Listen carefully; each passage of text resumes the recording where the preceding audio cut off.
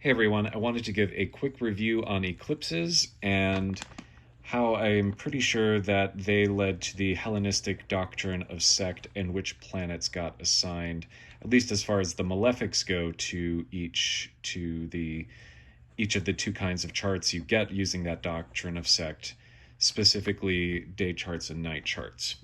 So just to review quickly what happens during a solar eclipse, the moon passes directly between the Earth and the sun and therefore blocks out a portion of the sun's light or all of the sun's light.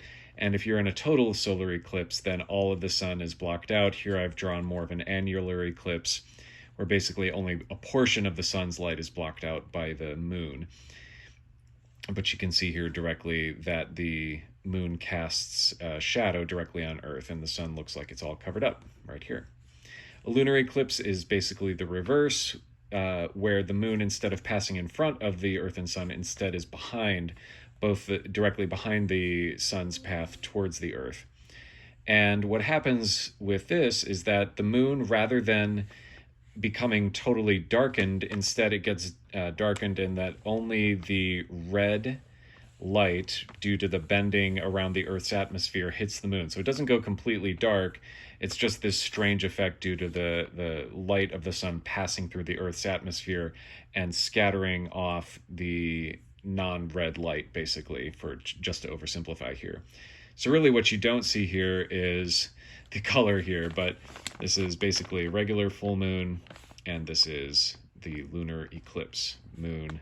It's supposed to be, I don't know why I put the letter U there, lunar eclipse moon, and it's red. So how does this relate to sect? So just to review sect, if you're in a day chart, then the three planets of sect are the sun, because it's up in the sky, Jupiter, and Saturn. And if you're born at night, then the three planets most important to you are instead the moon. And again, we're speaking astrologically, not astronomically. I know the difference. The moon, Venus, and Mars. Now, the sun and moon are obvious, but why Jupiter and Saturn and why Venus and Mars? Well, it occurred to me why. First of all, this is before the time when we knew that it would be physically possible for us to land on Mars and to land on the moon and to land on Venus. We don't have this stuff together, but we could never do that with the sun, for example. That would kill us instantly. And probably long before we ever got there. But the ancients didn't know that, right? So they already had this principle of sect delivered or worked out long before any of that. So then that leaves us to question why. Now you could make an argument, well, we could go by speed here, right? But the problem is that if you're going strictly by speed, then you would have to say Saturn, Jupiter, but the next slowest, or the next fastest, I should say, is Mars of these planets here. And by the way, Mercury can go to either one. That would be the seventh of the seven classical planets. It could go to either one, depending on if it's a morning star or an evening star, which is to say whether or not it rises before the sun or sets after the sun, basically. So, or sets before the sun or rises before the sun, one of those two. So this is kind of tricky, right? So why is this? What makes this? How did they work this out?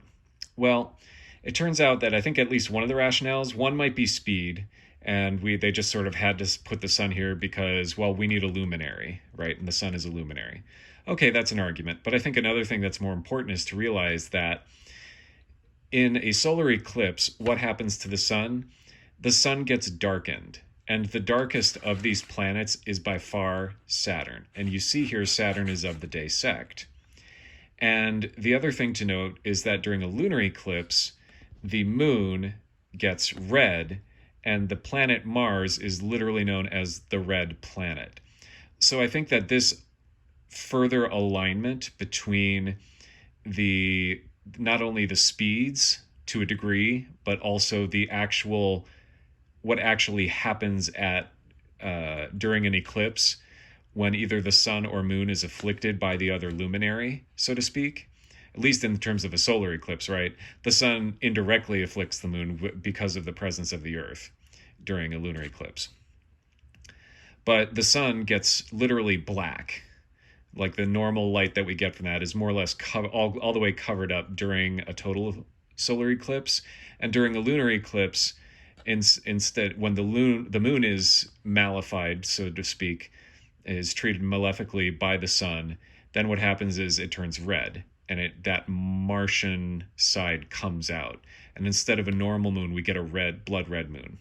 So I think that this is another reason why eclipses played some kind of part in the development of the doctrine of sect in Hellenistic astrology. So if this has already been reported on, whatever. But if not, feel free to send it to somebody who might be interested in it. That's it. Bye.